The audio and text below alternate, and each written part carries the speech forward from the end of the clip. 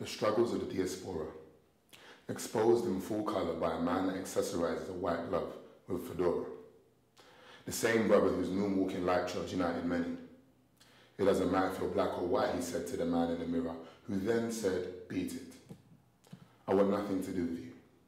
You've changed the bridge between your soul gates into nothing more than a joke in a rapper's video.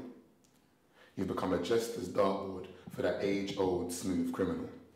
You've changed the world, as well as changed the colour of your temple, to a colour which in this case is just a reflection of our self-hating, destructive, insecure, disillusioned mindset fostered through years and years of conditioning.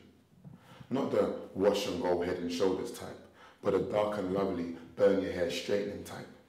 The same destruction will do whilst inhaling a molten stone to escape a situation where brothers continue their colonial duty and turn their sisters into nothing more than dirty Dianas. A situation where brothers and sisters salivate at the idea of cake.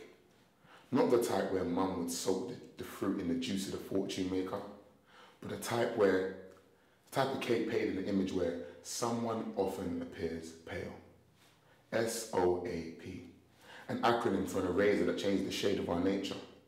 And back to the cake, with a cream so powerful that it made a man change from the colour of the infinite heavens to the colour of surrender. If you can't beat him, join him, could possibly have been the words uttered as the last drop of melanin ceased from existence.